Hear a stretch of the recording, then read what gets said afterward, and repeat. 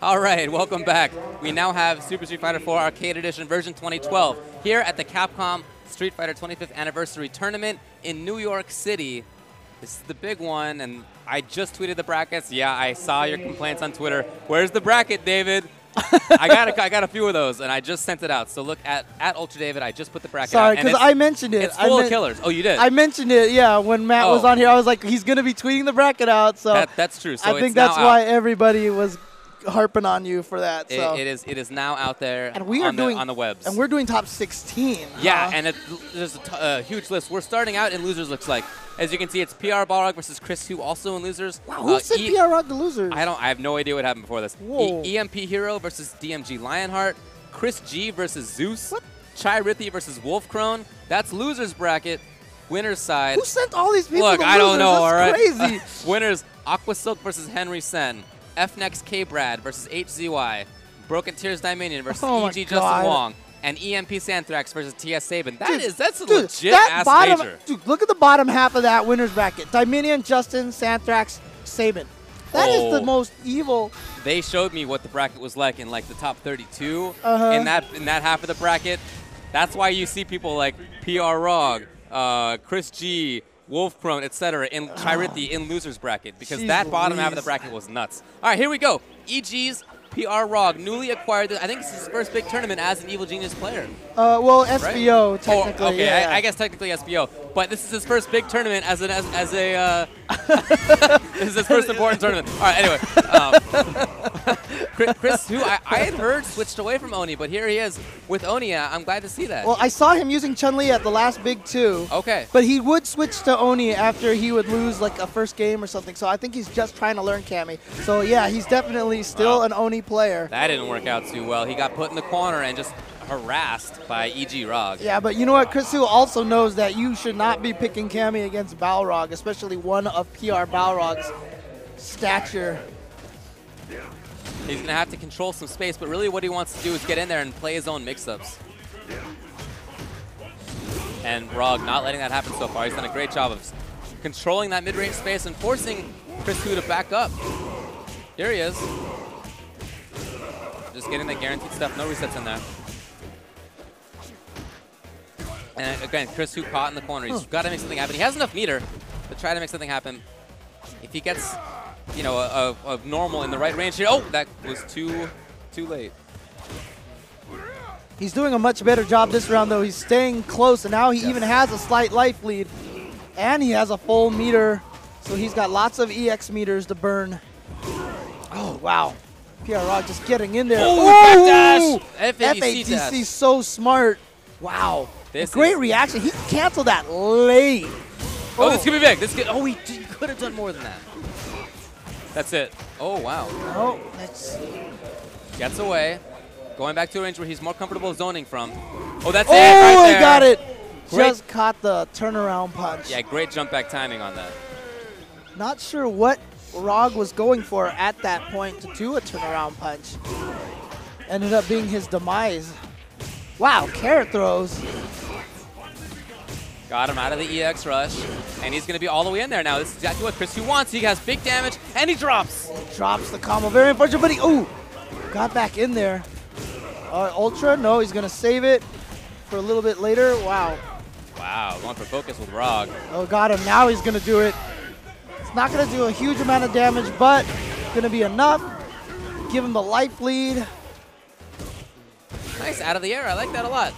And here comes Chris now. He can get big stuff. FADC. Great reaction from... Oh, he tried to go up to blow that up. Oh, great block. And that's going to be the proper punish. Chris Hu. Starting off strong. It looked in that first round like he was just going to be out of it. But, man, in that one right there and the previous round, too, he had some good sequences. Some good predictions, some great spacing. Oh! Yeah, good job. That time Rog was outside of that range. It has a bigger hitbox than you would think as he lands. Nice poke. I like that stand forward poke that Chris has. And then he gets the focus crumple there. And then nothing. Oh, wow. Well, Chris Hu, I think, worried about the classic headbutt or throw. Oh, what? Ooh, shenanigans there with that change of movement as he got it. Okay. Smack. All right, let's see some anime. Fly up to the sky. Heaven.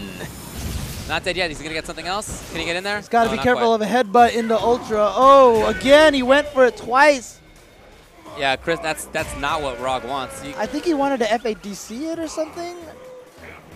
I don't Well, think Rog is just, he is not himself today. He's getting really upset by a lot of these things. Ooh, boy. Now, Rog actually has not been caught by any of those setups. He's looking for counter hit setups on somebody who's trying to crouch tech or just crouching jab too much. That was so odd. Oh, no. Like, here's the question. How much experience does PR Rog have against Oni players, Well, you know? I mean, he hasn't gotten hit by obvious things. Like, he hasn't gotten hit by the demon flip and such, the stomp. So, you know, I feel like he knows what to look for. Oh, wow, that knocked him dizzy. That was unfortunate. And actually kind of smart to kill him off with a special move to get a little bit of extra. Oni already had super, so he wasn't going to build anymore. All right, Chris, who's still on match point.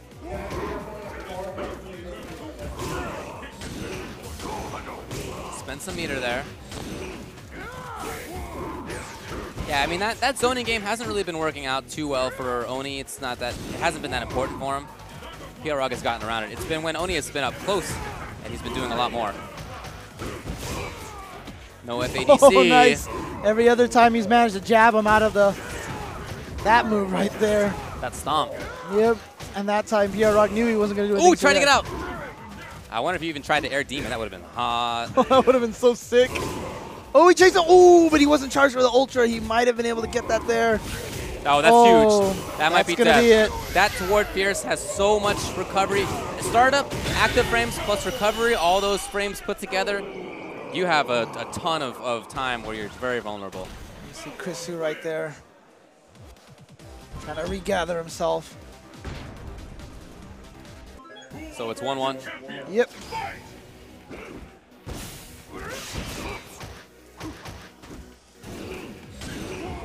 Gets right on through. You know, Oni hasn't dealt with that turnaround punch very well. He has ways to deal with that. We just haven't seen whenever he's throwing a fireball. He has a fast dragon punch, and it's got a lot of invincibility on it. All right, PR Rog looks like he has a lot more of his rhythm back. Yeah, he looks. This is more like how the first round looked. Yeah. Oh, look at that. Just got him with that frame trap, or counter hit setup, I should say. Wasn't exactly a frame trap. They're kind of blurred. The line between those two is blurring pretty badly right now. Chris backing off. PR Rog, I think he's waiting. Yeah, he was waiting for a fireball as kind of an entrance into Oni. Didn't come. Oh, here comes Oni though. No. His throw tech, and again that stand forward that Chris has used so nicely. Oh! Oh! Wow. That's a lot of life lost right there. Yeah, only 2 hits before the super. That means that super did 80% damage. Nice turn around to get through that fireball. Oh, wow, just out of throw range. Got him. Ultra. Yes. All right. Now he doesn't have much left. He can't get chipped by anything. But actually after this Ultra, he's not gonna get a great setup. So it's not looking too good still for Chris Hu. It's gonna be rough. Yeah. Oh, he just chased him down with the EX headbutt. Wow. So PR Rog lost the first game, but won the final 2, and he moves on. Chris Hu was eliminated. Chris Hu, yep. Now, the second half of, Team Rush Hour, Aqua Silk still in winner's bracket. That's what we're going to go to now, winners. Oh, really? Oh, yeah, and guess who's coming right up? Aqua Silk and Henry Sen was not looking at the monitor.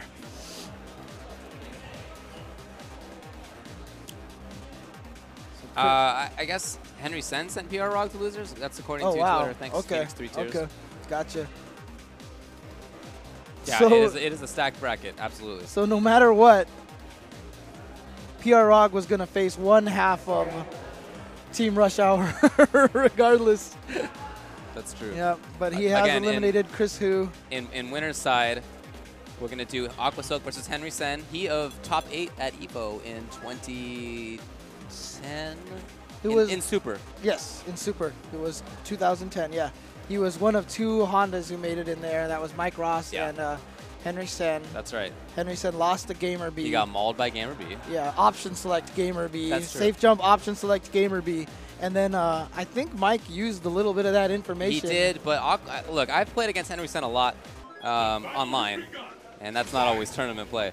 But he's not one to believe that you're going to option select him. All right? Because he's old school, right? I mean, we talked about the old school players. We don't do these kind of things. I got so mad this one time after I had option selected like EX Dragon Punch like 4 or 5 times in one game, and then I like don't do it one time, and he's like butt slam, and he won. I was so mad. I was like, why would you do that? Why? But that's what he does. So that is if he's going with Honda here. And I was actually about to say he might be going with Seth. I didn't see who he selected just now. Is it Seth? He plays Seth now? Yeah. Oh, he's going with Honda. Oh, he's going with Honda. Makes sense. I mean, obviously, a long time ago, Seth versus Zangief would be the optimal choice. But at this point, Zangief and Seth, not that bad of a matchup anymore. Yeah, I feel like these are probably both wins for Honda and Seth, but not terrible ones. But Aqua Silk, we talked about him as one of the most unorthodox Zangiefs, very shenanigan-based, always goes with protecting the Russian skies. But I don't really like his style in this matchup. There's matchups where I like Aqua Silk's style. It's really hard to read. It's tough to deal with if you're not sure how to get a read on him. But this matchup is more about whether you have a good mid-range game. Not necessarily. Oh, boy. Okay, well, now he's in there now. He's got to play games between Grab and Ultra 2. Oh, my gosh. I will say one thing. These two probably play each other a lot. They're always at next level for Big 2. He's got to watch out. Yes. Oh. Yes, he's got to watch out for that stand roundhouse. Man, he had been doing that neutral jump fierce a lot, and Aqua Silk, very smart play. He expected at that time. Yeah, and it had been working pretty well because he had been preemptively stopping Aqua Silk from jumping. Yeah. But then Aqua Silk just said, you know what, I'm not going to jump anymore. Oh, wow, he's still going for that jump. He got jab hands. Oh, wow, scooted back there to make sure that he could punish that stand roundhouse. Smart stuff from Henry. Nice. I like what Aqua Silk is doing in mid-range. Yeah, and he's playing a little less spastically, I guess is a better. He's playing more controlled. That's the way I should state it. He takes a risk with all of those neutral jump fears. It's not just the stand roundhouse. It's Ultra 2. Yeah, but it's hard. Ultra 2 has to get all the way over there. Got him. Oh, that was so beautiful. Yeah, and it's a risk each time. Yeah, he got in there with that green hand. He read the neutral jump with the green hand. That's game. Smart stuff for Aqua Silk. Yeah, I thought he was just going to that too much. It was the stand roundhouse that should have convinced him to do it a little bit less frequently, but especially when Geef has that Ultra 2. Yeah. Got to keep that in mind. When you have a lead like that and you know Zangief has Ultra 2, the last thing you want to do is keep taking to the air. Stay on the ground because he can't do as much damage.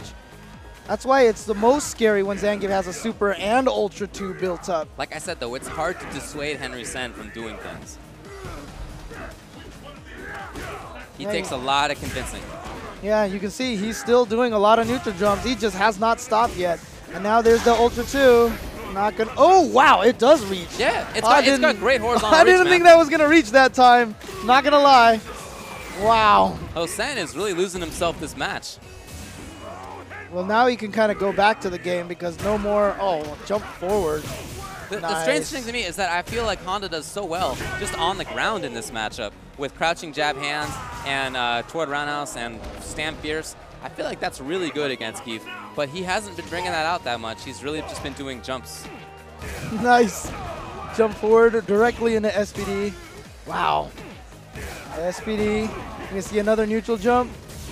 No, back jump. You're right. Aqua Silk has not been able to convince Henry to stop jumping at all. This is how I expect the matchup to go a little bit more. Henry staying on the ground, only jumping when he sees Geef. He's actually doing something. Oh, nice, nice. Just get him with the headbutt. Yeah, it's hard for Geef to deal with that, the jab and strong headbutts. Yeah, but I will say Henry still a lot of neutral jumps that whole round. Yeah. That is definitely true. Nice. Using that stand strong, Zangief's best footsie poke. Nice, getting under there. Tried to get the link into more hands, not quite. I wonder if he tried to do hands into super. Oh, here he goes. Look at big damage there on Zangief. Takes the time to build up 2 tiny chunks of meter with those 2 whiff dochios. And now Henry is not neutral jumping. He says, I do not want Zangief to protect the Russian skies. He's only neutral jumping when he's super far away now. You can see it. Okay, never mind. Nice. Oh, you saw that green hand. He tried to get into range of the neutral jump. Right. Just looking for stuff. Aqua Silk knows there's plenty of time on the clock. He doesn't need to take huge risks right now. And I like a lot of what he's been doing in this set. Yeah. He hasn't been taking crazy risks. The times when he's used Ultra 2, Honda has pretty obviously been in the air. So, you know, it's been good. And now Henry Sen has got to stay grounded, especially when Gief does not have EX. Oh, boy. Oh, this is a huge one right there. Now, Aqua Silk with the life lead, but then gets back there. Ochio throw not going to kill. He's got to get out of the corner. No, he stayed. He stayed. Oh. It's just a 50-50 at that point. Yeah. It's a complete 50-50. Henry's like, woo. And you hear the whole audience just go, ooh, after they saw that Henry stayed on the floor. It was just a total of 50-50. And, yep. you know, maybe guessing the no jump because, you know, he knows Aqua Silk loves hitting that ultra too. Yep. So we're tied 1-1. Okay, very close to stun here. Yeah, that's about 800 stun. Well, yeah, 800 stun right there. Oh, he didn't get the follow-up. He might have been able to get close to stun had he managed to hit him there. Henry should be safe. You see, all he's doing in those cases with the green hand and the crouching medium kick, he's just looking to see whether Honda's in the air. And he can very quickly go from his pre-jump frames into the ultra. Oh, nice. Oh, wow. Beautiful SPD there from Aqua Silk. I was expecting crouching jab. I think Henry was too, but instead, no. All right, match point. Aqua Silk.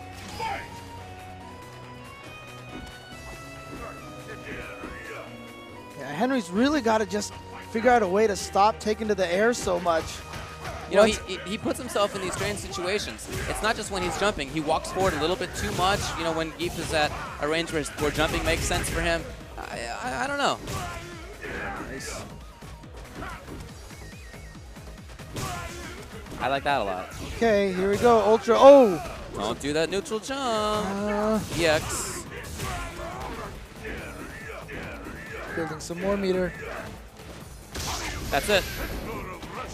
I don't know why he kept going to it. I mean, I don't know if he's dead. I think that was level 1. Let's see. Yeah, not quite. So, but could be dead right here. Nope, not okay. quite. Still a chance for Henry. He's just clinging on to life, but he still keeps going to those neutrals. I mean, obviously now with no Ultra 2. But Stan Rhinos is still there. Hello. So Aqua Silk takes it over Henry Sen. 2 games. What was it? 2 games to 1? Or 1? Or none? Oh, 2 games to 1. 1? Yeah. 2 games to 1, yeah. But of course, that was winner's bracket. Henry Sen will be moving to loser's bracket.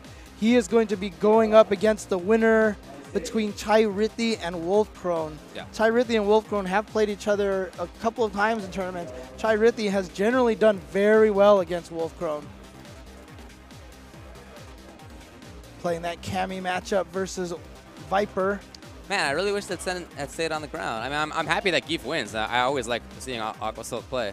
He's really cool and good. But it's just that I feel like he took advantage of Sen's play, but Sen did not need to get hit by a good chunk of the damage he took in that set. He got hit by so many Ultra 2 Siberian Blizzards, and there's just no reason to have had that happen. I mean, look, neutral jump fierce is an important tool as Honda against Zangief, but you have to be smart about when you use it. You can't overuse it. You know, if Gief knows you're gonna do that stuff, he can blow you up. He doesn't even need Ultra 2. He can do it with Stand on us. And you he see Henry walk by Aqua Silk, said something to him, and Aqua Silk just laughed. Yeah. As Henry saying with a stern finger point. And looks like, whoa, where are we in the bracket here? Something crazy must have happened. Let's so see. Arturo must have lost to Sanford. I guess off stream we played Santhrax versus Sabin. Sabin lost, and his prize for losing is facing off against EG Puerto Rican Balrog. Okay. So Sanford is in winners semis. Yeah, and I guess he'll face the winner of Broken Tier Dominion and EG Justin Wong. I don't know who won in that setup. It's already been played. Do you have All right, info? so it looks like Spooky is going to update us on the bracket here. Okay. He's going to go out and get some information once again. Man, when either he's streaming and sitting in that chair the whole entire time, or he's just constantly on his feet, running around everywhere, manning cameras, giving us bracket information, getting the names of the players for the stream. Yeah, Hans does a little bit of work here, but really it's all about Spooky, so. No, definitely shout outs to Hans for being the one-man I Play winner streaming team here. All right, so Sabin going with Rose in this matchup. I guess he's just entirely stopped playing Sim in Street Fighter 4. I don't know, maybe. A lot of the Sim players, they really hate Dawson in this game. They just think he's so bad now. Well, I'm also thinking that maybe he doesn't want to mix himself up between Street Fighter 4 and Street Fighter Cross Tekken Sim, because they're pretty different. Because I feel like this would be one match where he would go to Dawson, but instead he's playing with Rose. Ow. I think he got him. Oh, no! That really looked like Balrog had touched the button. I think he did. So there are some weird times where you can like interrupt the startup some frames of some moves with Ultra, and then they won't just come out. They just won't come out. But it also might have been the case that crouching jab was recovering, or even that it's so freaking fast that Ultra 2 or Ultra 1 just couldn't that beat move it. has always been claimed to be like 2.5 frames, you know, from Justin. So.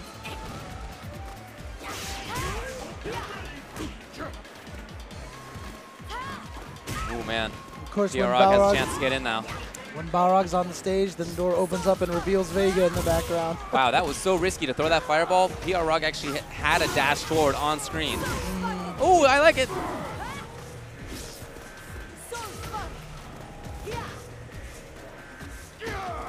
Wow. Pressure, pressure. It really is interesting that Arturo is going with Ultra 1 in this matchup, as opposed to Ultra 2. I think he got him. Yeah. Game 1 goes to PRRog. Yeah, it didn't even matter if he had hit him once and then got hit by a fireball or something like that. Those first 2 punches were just enough to kill him off. First 2 hits, I should say. Oh, wow. Stand jab. He's been using focus a lot. Yeah, I've been noticing that. He's the only Balrog I've seen really use focus and use it effectively. Because Balrog, honestly, has a pretty poor focus attack. Wow. Just ducked right under that jump. Now this has looked, despite the fact that the lives are not super uneven, this has really been PRRog's round and set. Yeah, I mean, PRRog sacrificed a little bit of life to get this momentum going. Okay, TS Sabin has got to make use of this one now.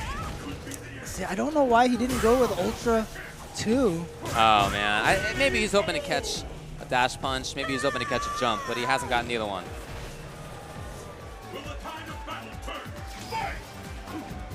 Yeah, there must be a very specific matchup reason why he's doing that that we're just unaware of. I mean, I think it's probably one of those 2 things. Yep. All right, comes in for the throw now, and Sabin has got to try to make this work, yeah. So he goes in for the pressure, but unfortunately for him, PRRog gets it. Sabin does not do the quick rise, so that tricky kind of cross-up thing doesn't work out for him. Here he is now in the corner. And again, Ultra, in his own pressure, he loses to PRRog's crouching jab. And he's going to do the Ultra to push Rose all the way into the corner, one side of the screen to the other. Right. It's one of the biggest benefits of that combo. That's death. He felt dizzy. So they don't even want to see it. So Sabin got to winners in top 16, and then he lost the next 2, right. Sanford, Kelly, and then Puerto Rican Balrog. Arturo did not look happy there. Well, he went 0-2 in top 16. That's the way. That's That's not good. the way these tournaments go, man. Nobody's happy to lose. Yeah. So, you know, we've seen doubt. a lot of salty faces, you know. And now we're getting Aqua Silk coming up against Kbrad. All right. Kbrad, one of the premier East Coast Kami players. Yep. Thank you very much. So to give you an update, we have Kbrad making it past HZY. HZY will play, well, let's just tell you what happened to winners. So Aqua Silk beat Henry Sen F-Next Kbrad beat HZY. Dominion beat Justin Wong. Justin told me before, and he was afraid of that match. He did not want to play Dominion. He hates that Guile versus Rufus. And then Sanford Kelly beat Sabin. We already knew that. In losers bracket, we have, let's see, PR Raw beat Chris Hu. We saw that on stream. EMP Hero beat DMG Lionheart. Chris G lost to Zeus. So Zeus moves on. Chris G qualifies in nothing today. Chirithi was defeated by Wolfcrone. Oh, wow. So this time he actually managed to take Cammy out. Yeah.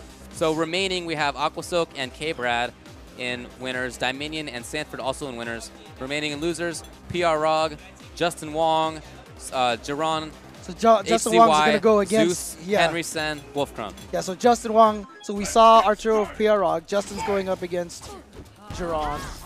Yeah. HCY Zeus. All right. And we're going to start off in winners semis. Zangief versus Cammy. That's what it'll be. It's kind of interesting because in Vanilla, I thought this was one of Cammy's worst matches. I hated this match. Yeah. But as time went on, I started figuring out the match more and more. And by this point, I actually feel very comfortable in this match. Yeah, I agree. I think that Cammy does well in this match. I think that she beats Geef. Her mid-range game is not the best, but there are these weird matches where some of her buttons just make sense. Standing roundhouse works against Zangief. The only thing you have to be careful of is two things. One, the Vangief, which is I'm just going to jab SPD or stand roundhouse. Right. Or two, focus dash forward SPD. Those are the two things that you have to be the most careful of. I mean, you also have to pay attention to max range, crouching jab, EX hand, but yeah. Oh, all right. And there's the Vangief method. I'm just going to jab SPD, the stand roundhouse. Nice. Wow. Oh my gosh. You know, what is that? What is that? It had to have been an accident. I would think so. All right, good stuff. So Kbrad backs off, doesn't want to press too hard. Yeah, this is definitely a very defensive match for Cammy. Cammy normally very offensive character, but there you see the stand around us you were talking about. Against Zangief, you want to stay back as much as possible. Wow, low fierce anti-air, not even just an uppercut. Yeah, no, he doesn't want to use uppercut because of that Ultra 2. He wants to Fair enough. He wants to use grounded anti-airs. Ooh, that was a huge opportunity for Silk to get the Russian skies protected. He thought there was going to be a backdash. It was a jump instead. Yeah. Because he just thought Kbrad wouldn't jump with that Ultra 2 sitting there. Wow, is he just trying to chip? I don't think it's going to work. He spent 2 bars, was it 2-3 bars, and he lost. That sucks. Oh, jeez. Yeah, I mean, the thing about it is, remember, the meter representation looks the same for every character, even though some characters have more health than others. So that little tiny chunk of Zangief life is more life than the tiny chunk against most other characters. Classic, down short knees into 360 kick. Nobody jumps away. Oh my gosh. And that time when you do, Aqua Silk says, I'm staying down here, so I'm going to lariat you out of the sky. Hey, great read by Aqua Silk. And this is just one of those unfortunate situations where maybe Kbrad is still so frustrated at the last round that he's just playing a little carelessly now. Ooh. Oh, he's got to take some risks now.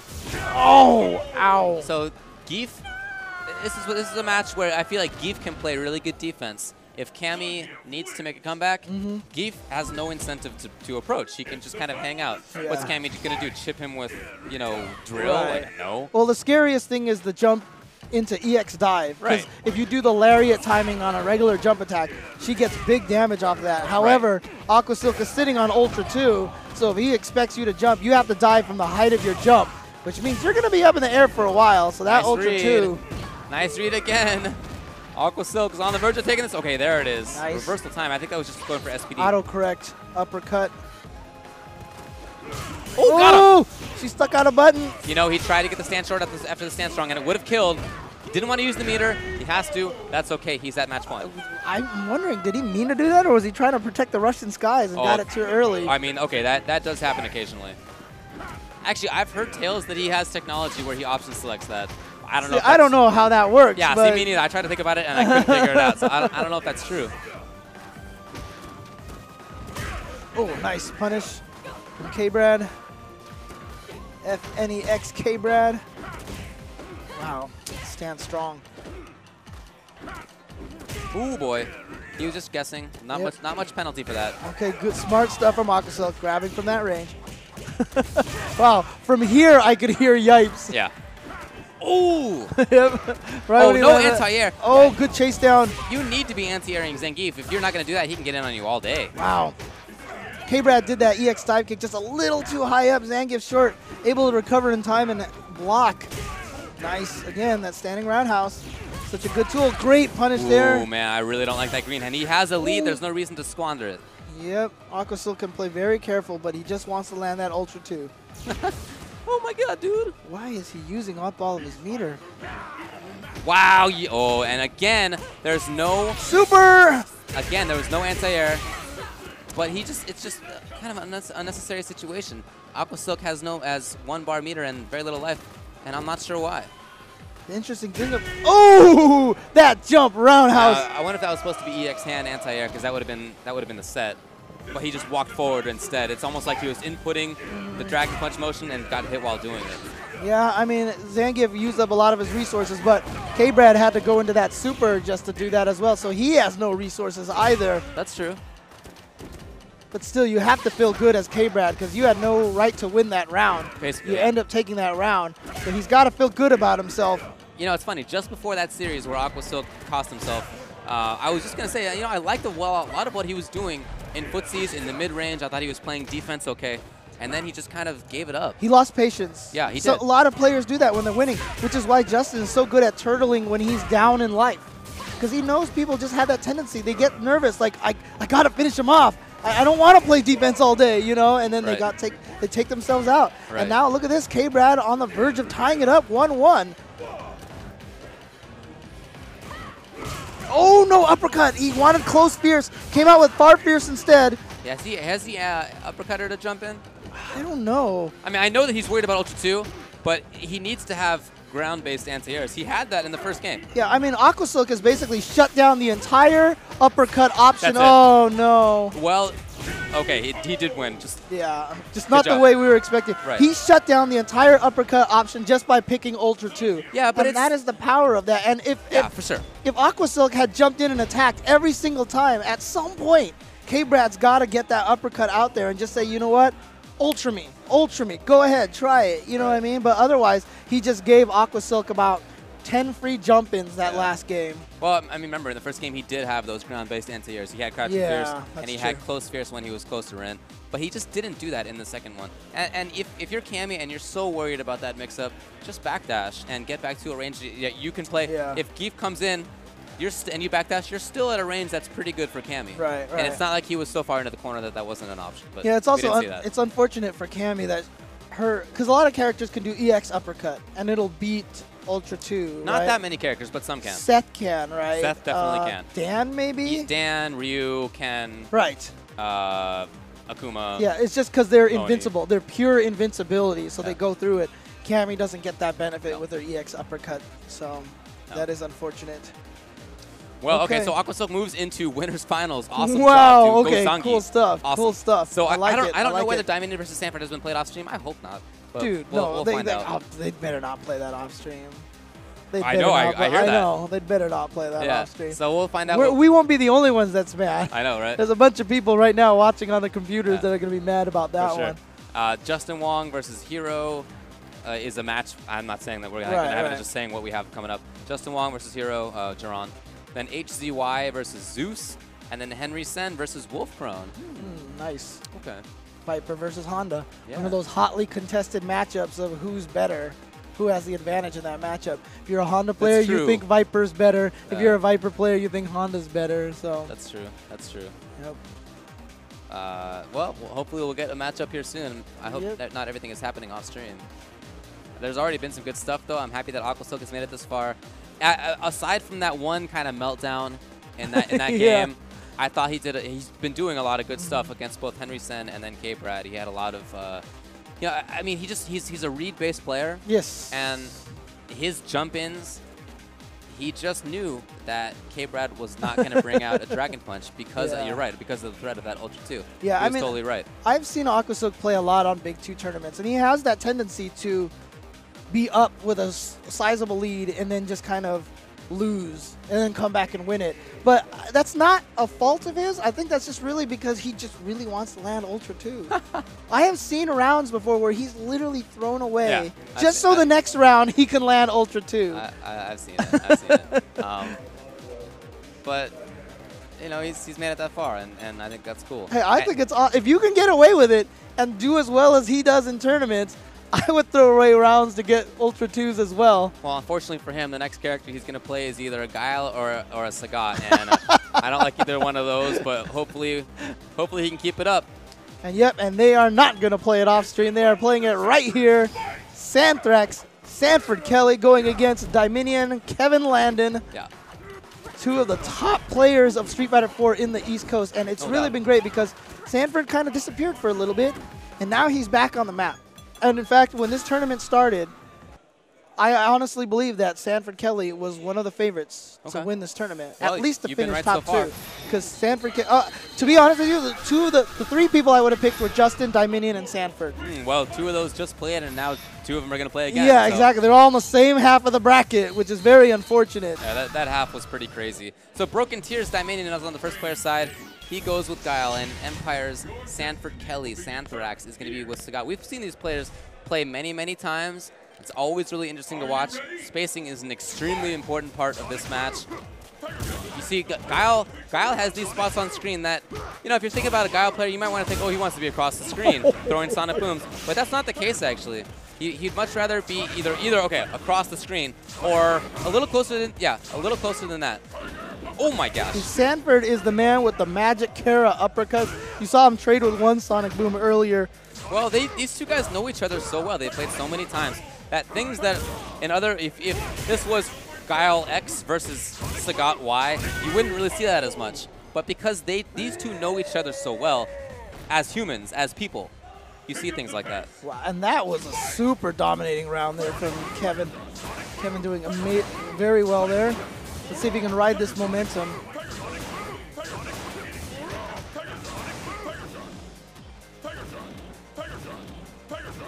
All right, yep, just getting around it. There's that range Guile loves to be at, and you see him walking towards. Yeah, that means he doesn't have charge, but wow, neutral he's so good at that spot. Ooh, wow, here we go. Great stuff. Ooh, okay. Hit. Now he's got him in the corner. Great block from Kevin. Yeah, he didn't want to take a risk after that with more. Oh, nicely done. He delayed the pressing of that button. But unfortunately, Dominion has gotten out of the corner. He's got all this room to throw out these sonic booms. Has Ultra 2 in the wings, too. So throwing Tiger Shots, you see right now, Sagat does not want to do that. Or jump. He could just jump and land on a Sonic Hurricane. Right. I love that Dominion has not jumped toward one time in this game so far. Oh, seriously. I mean, that's so strong. We talk about those kind of things all the time. Like, why would you do that? You're winning kind of situation. You rarely see Dominion purposely give that up. I mean, he will occasionally go to the sudden EX flash kick that you just don't expect, but for the most part, it's not really what he does. Yeah, and it's a calculated risk, and it's a read. Yeah, you know what I mean? Sure. Uh-oh, here we go. Sanford's getting in the corner. Oh, and he used it all up. And so smart. See, there it goes again with Dominion. Just like you said, they know each other. Yeah, well, Dominion showed. I'm actually surprised he went for the Dragon Punch because Dominion already showed he was willing to take the throw rather than risk the Tiger uppercut. And Sanford, very frustrated, very annoyed. I mean, this style of play that's the first forward jump that we've seen from Dominion there, and Sanford was not ready for it, unable to punish it. Right. But yeah, I mean, Dominion, that's the way he plays. He is intending to frustrate you with his iron defense. Oh, yeah. Great jump toward right there. Just right over the EX Sonic Boom, or Tiger Shot.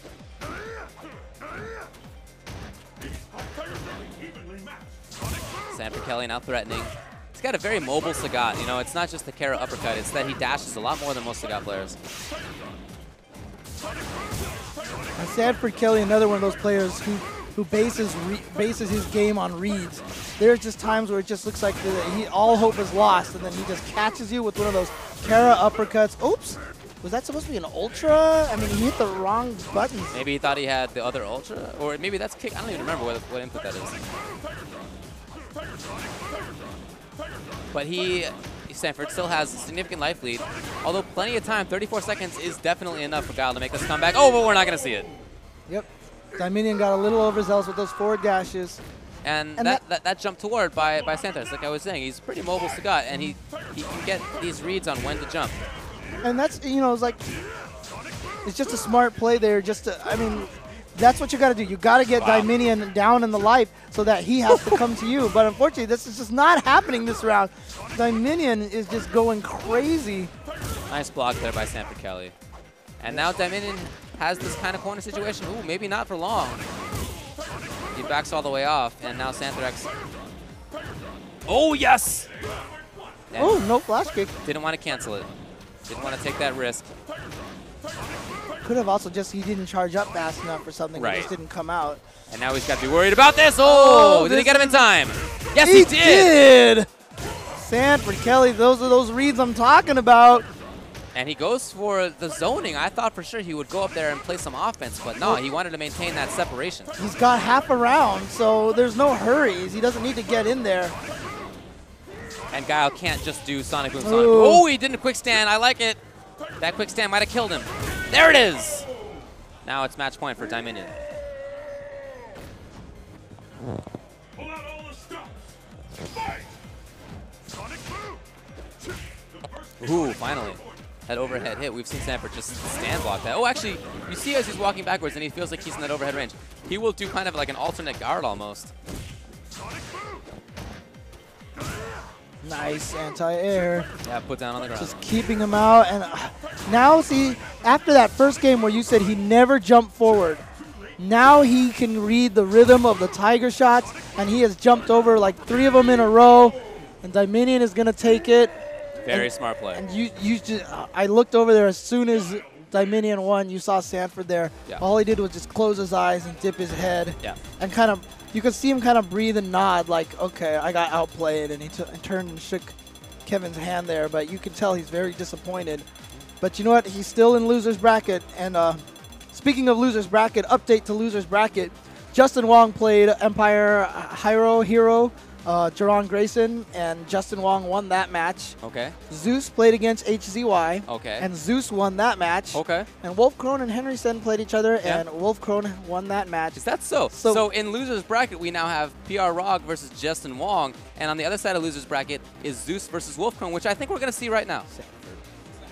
And so that means, yeah, so the other 2 people in loser's bracket that are waiting these players are Kbrad and Sanford Kelly.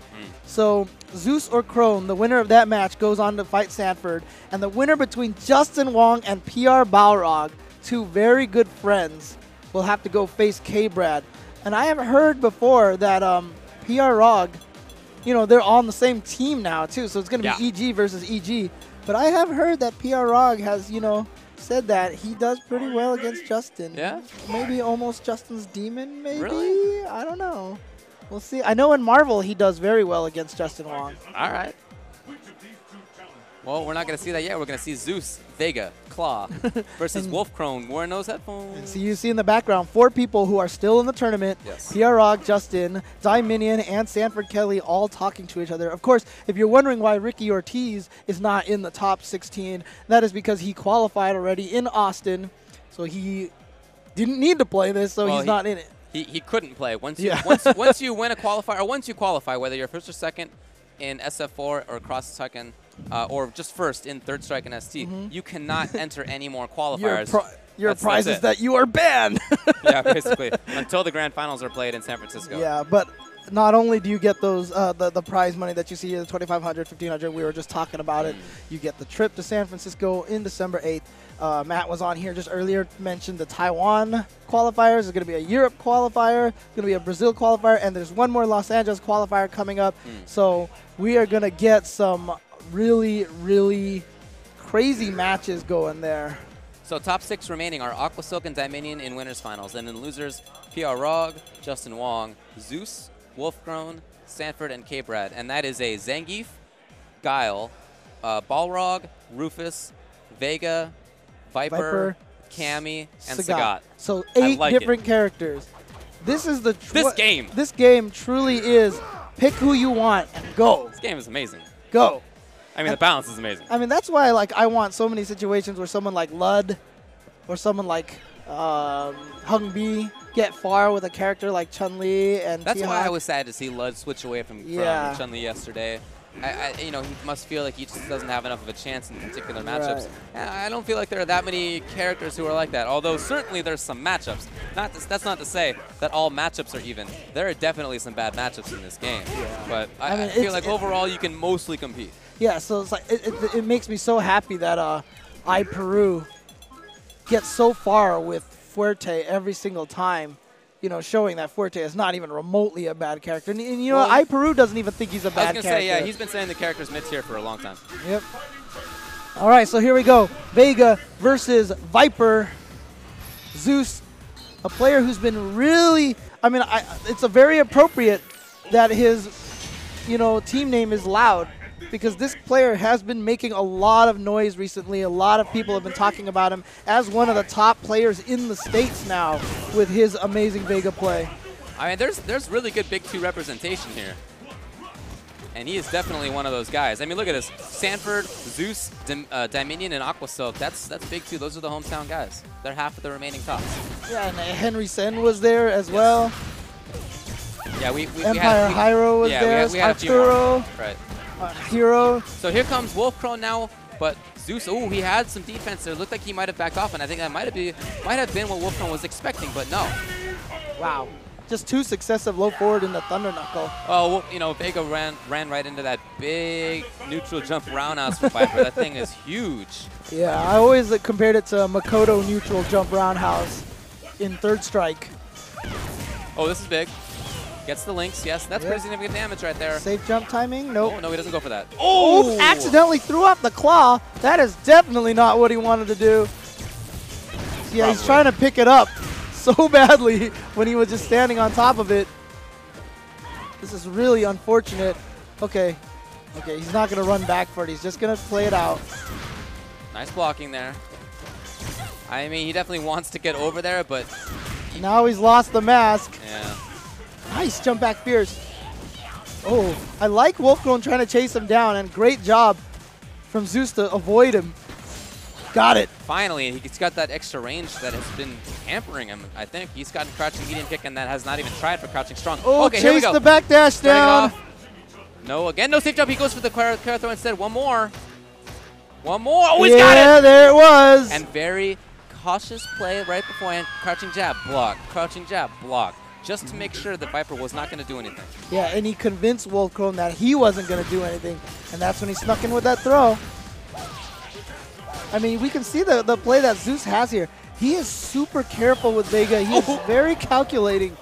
I really like his play. Bad situation for him now, though. He's not good on defense. Oh! That shouldn't have happened like that. Oh, there's that meaty roundhouse we were talking about. Oh, he went for a reset, and he goofed it up there. He had a little bit of an input execution. Uh-oh. Down to little life. What side is he going to be on? Oh. He was actually hit by with a crouch tech. Yeah. He had his crouching short out right there. Wolfcrone had his burn kick out. Burn kick will beat there. Again, this is loser's side, so Zeus is on the ropes. Wolfcrone, of course, currently unsponsored player now. And he got, if you recall, 3rd place at Austin, right? He was 3rd place? Yes. So he very, very narrowly missed qualifying. Yep, he for lost. the last tournament. He lost the Happy Medicine twice. Yes, sent to losers, then eliminated by Happy Medicine, who he plays online all the time. And now he's going to get a chance to try to qualify as he moves on in this bracket, or if he moves on in this bracket. Yep. I mean, but to do it, he's got to get through. Okay, get away from Volcanic Rim. Oh, I picked that stage on purpose. Dude, I hate that stage so much. He has to get through Zeus, and even if he gets through Zeus, then he has to get through Sanford. And if he gets through Sanford, he has to get through either Justin or PR Rog or Kbrad. This is a hard road. This loser's bracket is evil. the whole top 16 is pretty incredible. So Wolfcrone took the first game. Nice. But I didn't feel like Vega was out of it or anything. I mean, no, not it was down to the wire there. He's got to be careful. He's been caught by a couple of seismos that he didn't need to. Nicely done. Again, a lot of the crowd here rooting for Zeus. Yeah, you can hear the crowd in the background. Yeah, I can hear Yipes as well, in particular. Yeah, for sure. That'll happen, man. Oh, wow. delayed throw. Nice, and that time caught him with the low fierce instead. That is a lot of damage to take for one wrong guess. And then this is the really tough mix-up. Oh, okay, last time he went with the burn kick, caught the crouch tech. So this time Wolfkrone said, I'm going to throw you. Match point for Wolfkrone on Zeus. This is loser's bracket, so loser of this will be eliminated. In Wow, fact, nice call out. With that anti-air seismo. yeah, and there's only, I mean, you can assume all the matches we're watching now are going to be loser's bracket because there's only one winner's bracket match left. Wow. Oh, nice. That nice. is how you do that. Nice. Wolfkrone 2-0 over Zeus. Takes he it with gets a to play perfect. Sanford later. He takes it with a perfect. To see a lot of the players there standing up, watching this. Perfectly placed call out. All right, and so. All right, Yeah, so now he did it with the EXDP as well, right? yeah, he definitely had the EXDP in there for sure. Yeah, great call out. And now Justin Wong, PR Rog, two great friends, teammates now. E.G. Wong, E.G. Rog. Have to come up against each other. And look at, you can see the look on PR Rog's face. These two guys are really good friends. This is kind of a situation where regardless of who wins, PR Rog feels like he kind of loses. He doesn't want to eliminate Justin, and he doesn't want to go home himself. Nope. And there's Sanford Kelly also still in it. He will be going up against Wolfkrone. Oh, Chris Matrix. Oh, yeah, look at this guy. Cillian in the house. Coming to say hello. That's awesome. Glad to see him here.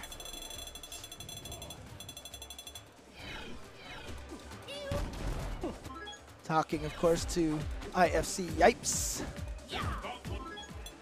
Shoutouts to IFC Yipes and his Broken Tier crews. Always working on those curly mustache events. A lot of my favorite commentators are here. I know, the Matrix, right? Sonic is over there. Aqua Silk Chris. Aqua Silk and Chris, of course, yeah. Yeah. For sure. So funny. All right, man. Justin Wong, PR Balrog, Teams Evil Geniuses, plural. One of these days, we should just watch a match and have everybody commentate at the same time. It'd be the most Dude. disastrous thing ever. That'd be It'd awesome. be so funny. That would suck and be awesome. It would be so funny to do. All Just like I have 9 commentators at the same time. I know, It'd right? be so amazing. Get Andrew in the mix, you know? Yeah, definitely. But that patented Justin footsie sweep from Rufus, and then he missed times. The dive kick right there. This allows PR Rog to get corner situation where he can play his counter hit or throw, which he does better than almost anybody, regardless of character. Oh. Fortunate for Justin that he wasn't counter hit in that situation. Oh, yeah. Close roundhouse and the low roundhouse, only combos on counter hit. And PR Rog doing an amazing job against Justin. Yeah, right check out this contain right here that he has going on. He's forced to back up just a little bit, but then Justin Wong backs up. I love the spacing here from PR Rog. Whenever Rufus gets to a certain range, he's trying to backdash, trying to get away. Wow, he just brings out EX, headbutt. This should be the round. Yes.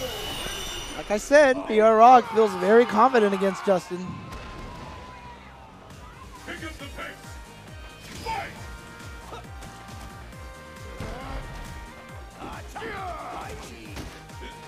But Justin trying to get back in, but you saw, you know, where Rufus was standing relative to Balrog for a lot of that last round, and this round so far too. It's not easy for Rufus to get in past that spot.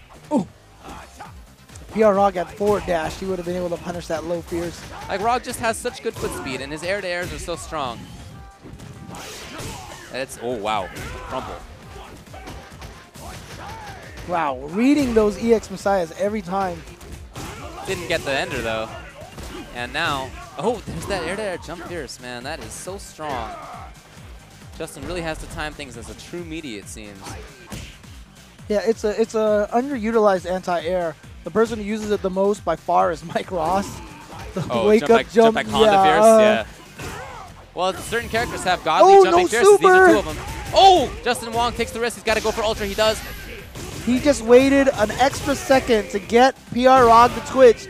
All right, what's gonna happen? Fake cross up. Oh! Walk up and do it! Again! Now Justin has just depleted all of his meter, but that's fine. He gets the win, so he still gets another shot. PR Rock actually gave Justin a hug during that little that round break. Are you serious? He was like, wow, that was awesome. Seriously, he leaned over there and gave him a hug. Justin with a great read, and now pretty even here. I still feel like most of this round is controlled by the way that PR Rock is playing Boxer. Finally, we got a chance for Justin. He's in there now on his own terms. Okay, trying to fake cross up. Yep. No ultras yet for PR Rock, and smart no quick rise. Nobody gets up by that anymore. I saw some people land it earlier this weekend. Really? Yeah. Oh, takes control. Ultra. No more jumps for you. Take him into the corner. But Justin now with pretty much a full bar. Yep, baited that one out. Oh, he's over. He's over, yep. This is a raw ultra, a lot of damage on it. Ow. Not dead yet. He might go for some kind of, I love in it. The throw. I love the grab because I was fully expecting EX Messiah. Yeah. And because he would have had enough meter to FADC out on the light kick under. Oh man, I really want to still talk about that second round, the thing that PR Rock gave Justin the hug for. We'll get to it after the game because it's so important to talk about the psychology of that moment. All right, so now Justin Wong with an improbable 1-0 lead. Yeah, really. There's no way he should be up 1-0 right now. I pretty much agree with that. I felt like there was a lot of control going on from EG Rog, and just ultimately fruitless. Yeah, I know. I mean, I would say Eduardo has been outplaying Justin for 90% of this match, and he's down 1-0. He's down 0-1 right now. Well, I mean, he made one terrible guess at the end of that last game with the super, you know, which would have beaten the light kick ender and the medium kick ender, but the hard kick, the jump over, no sir.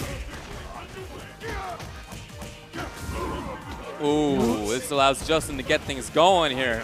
Here comes Rufaso in a backdash into sweep. We're back to PR Rock's terms.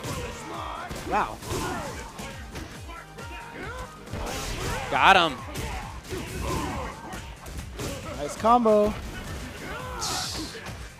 Jump back over to make sure that he keeps him in the corner. Oh, okay, now Justin one combo away from pretty much catching up. I love the jump fierce right there to knock PR Rock out of the area. PR Rock was trying for his own jump back fierce, but Justin put a kibosh on that. He's got to be careful of that Justin specialty. Low jab into EX Galactic Tornado.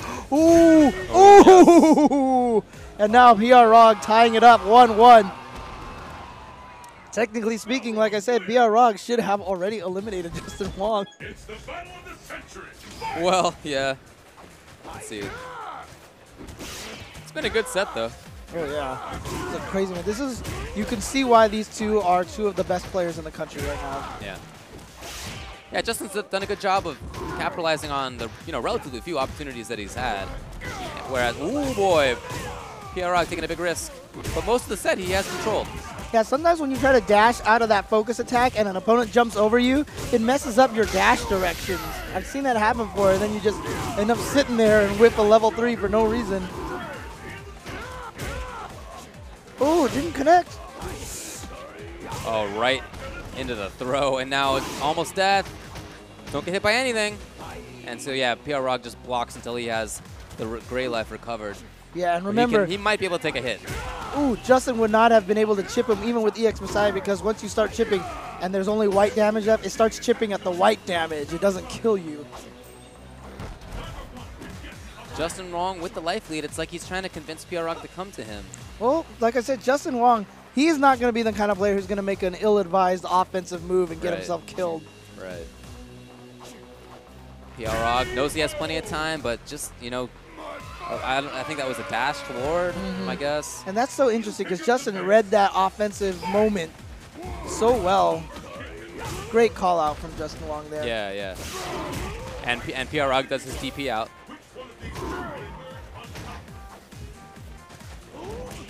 Ooh, anti-air crouching jab. Oh, got him now? Well, that was just with the straight dash, so nothing afterward. Justin Wong gets the sweep and a knockdown, trying to make that pressure happen, but PR Rock has had backdashes so consistently in those situations. Very few EX Messiahs as meaties from Justin, at least in the last 2 games. Justin again with a life lead, again playing this kind of defensive Rufus and trying to put Kbrad into the corner. He had a couple more opportunities, didn't take it. Oh, wow. Air-to-air fierce. Okay, very awkward angle there. Was not going to be able to get the Oh, ultra. no. And he didn't have ADC. all right, He so didn't have ADC. That was death. There's but death. there it is, and Justin Wong eliminates Prog. Prog, I mean, those are the hardest losses to take when you lose to a good friend like that, because you want to be mad, but you don't feel like you can be mad, but you're still mad, you know, so. And Kbrad, you know, he got in here at winners. He got to winners semifinals. Again, Knocked down one of those here by- situations yep. where you don't want to go 0-2 once you reach winners semifinals. That's always Yeah. really discouraging. But he got knocked down here by Aqua Silk. So this is one of those matchups where obviously they both want to start up their offense. They both have strong offense, and they both have, you know, a little bit different offense now. Rufus with very good dive kick pressure. Cammy is more about finding particular setups for ambiguity and frame traps and the like. Yeah, I mean, honestly, I mean, these characters balance out in terms of advantages and disadvantages against each other so much that I really feel like this is such a 50-50 matchup. You know, Cammy has that uppercut at all times, which is huge, but I feel like Rufus's dive kick is a little bit stronger, easier to use. Oh, sure. Yeah, I mean, I definitely agree with that. I feel like Cammy's dive kick is more for particular setups. Oh, okay, knows he wasn't going to be able to get a snake strike. Tried to juggle with the dive kick. Missed Oh, it. wow. Ow. Just barely across it, I think. Oh, he tried to Wow. get into the air, expecting a throw. He tried for instant dive kick to blow it up, but Kbrad, can't believe- I think, knew. Justin read that uppercut there that he blocked. It's good stuff. And there he was waiting for an EX Messiah kick after Right. the dive kick. Ooh. Cammy still has a pretty good handle on things here. Yeah, she's getting rushed. Oh! Oh! And not EX, it was regular. Yeah, it was supposed to be EX. Well, that's game Messiah, EX Galactic Tornado. No matter. I feel Justin like Wong takes game one. like Kbrad had some moments in there where he was threatening. I mean, when he had Rufus down to 30% life in the corner, that's pretty much the range where Cammy can kill you. Yep. But Justin takes the first game. Kbrad hasn't gotten any good situations where he's been able to get a knockdown on Justin to set up any of those unblockables or anything. And no, uppercuts. I don't like wake-up uppercuts with this character. Well, it got him away. I mean, yeah, he got punished with the crouching fierce, but it got him away. He just hasn't been able to get back in. I'm surprised Justin did not option select that. He has an option select That's right, he does. versus that. Of just a jump. Yeah, which is he just taps up back. Oh, wow. Justin read that empty jump and Well, blocked. He yeah. reacted to it. But it was a crouching jab. It wasn't a crouching short. Oh, he did jab? Oh, okay. Oh, wow.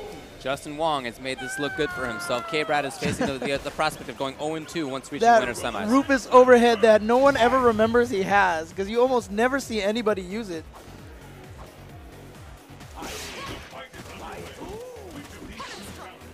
Yeah, we haven't seen Kbrad get an extended series so far as Cammy, and if you're not getting that with her, He hasn't not a good gotten look. a knockdown. That's the biggest part right now. Justin Wong, so good. I mean, it sounds stupid to say it, but Justin Wong is really good at avoiding the knockdown. He's willing to take damage from the standing roundhouses or whatever like that, but he does not want Here to we get go. knocked down. Here we go. What kind of step do we have? Okay, good block. Okay, yeah, get Yep. in there now. He goes for the hard knockdown, sets up a safe jump, and then in the grab. I Okay, love this. He here we needs go. to establish grab for the counter hits to make sense. Oh, but he knows it's going to go over, so he goes and punishes it properly. Smart stuff. Great sequence by Kbrad here. I don't like that one. He did dive kick into EX dive kick. It's exactly what he did earlier. Kbrad now trying to put some zones out. And Justin Wong, like you were saying before, he's not going to hang himself unnecessarily. Yeah, but he's got a big, long road right now to make up. Oh, that's, oh no. Kbrad Great fearless, stuff just from walking Kbrad, towards yeah. it. Playing very... He doesn't think Justin's going to bring out much meter usage until things get a little bit lower, and he's probably right about that. So he's pressing. Yeah, he was pressing, not there, he was zoning, but he was pressing there for a little while in a way where if you were worried about EX Messiah, you wouldn't be doing. Great round from Kbrad. Like we said, the key to that was just getting that one knockdown. That's all he needed, and here we go. He's got another one. Oh, no, mistimed that meaty dive kick. Oh my gosh. Whoa, and Justin had already planned to jump forward, so he was not able to punish that. Wow, great counter there. Okay, here comes Kbrad now. All right, another knockdown. Okay. Oh, I think she can ultra that. Yeah, I think you're right. I think she can still ultra that. And Justin probably just hoping Kbrad was not aware of that works. And Kbrad here with it. No! Ooh. Wow, that didn't feel like immediate. Is that it? Ooh, this is it right there. Yeah. There's nothing you can do. Yeah. That is death. Kbrad eliminated by Justin Wong. Man, unfortunately for Kbrad, he gets all the way to winner semis in an absolutely stacked bracket, and then Justin eliminates him after Aqua sent him to losers. So Jay Wong moves on, and he is going to face the winner between Wolf Crone and Sanford Kelly. Okay, time for a very, very short break. We'll be back very soon. Don't go anywhere. After these messages.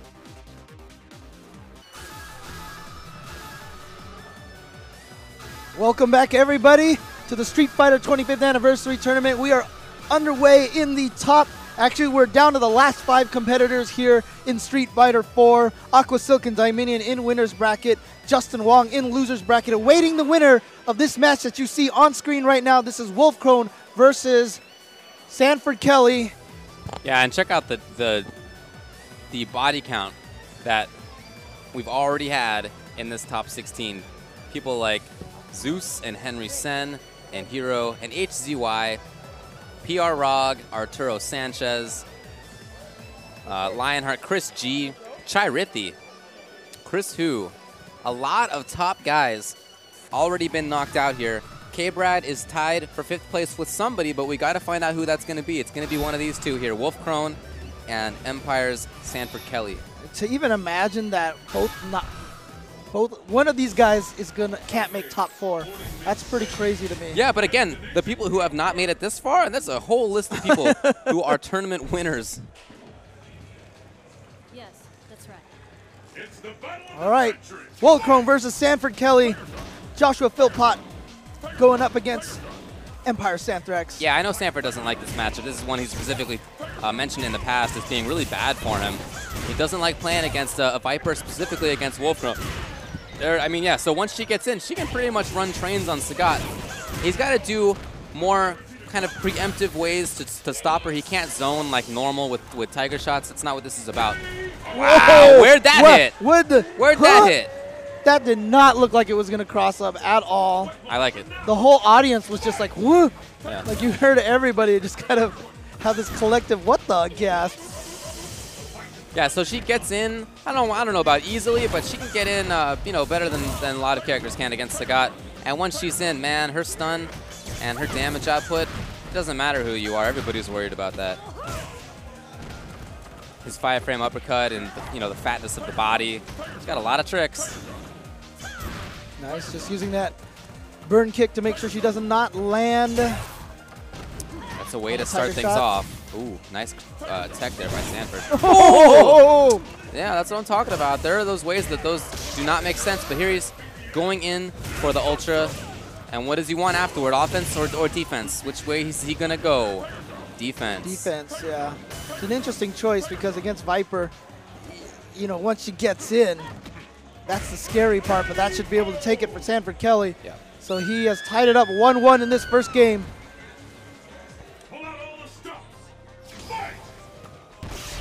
Oh my gosh, Wow. He was going to let that one rip, and so Wolf Crone gets the throw. You could see him just charging up there. He was not going to let that one go until it was ready. Oh, wow. Good throw tech from Sanford. You see how he just walked right up to Sanford, went for that EX Seismo to catch. He's trying to bait him to stand up, and then ended up walking into 3 fireballs in a row. All right, playing a little bit of offense here. Cautious about it. Nice distance on that Tiger Knee. Nope. Ooh. Another issue for him is that his Dragon Punch moves forward, significantly farther forward than most, and so he can't really beat some of the same setups that some other Dragon Punches can. Oh, wow, that connected. Again. Oh, does it work? Did he get it? No, that's going to be game 1 for Wolf Crone. Yep. And that was crazy. Did you hear the electricity buzz from Viper? I swear when he did uppercut FADC, I heard a Thunder Knuckle feint, but when he did another Kara uppercut I swear I heard one. Okay. I can't be 100% positive, but look at this. Sanford Kelly is going to character select. Well, he's talked in the past about how he feels like he gets countered in some matches, but I guess he's not going to do anything about that here. He's going to stick with Sagat. Thought he was going to bust out the Cammy. I thought he was going to do it. I know, because I talked to Sanford. You know, he actually said that he doesn't know why he stopped playing Cammy. He was one of the originators of her Vanilla. Absolutely. He kind of has a combo fiends complex. He says that when a character becomes too good, sometimes he just doesn't feel like playing them anymore. Got him.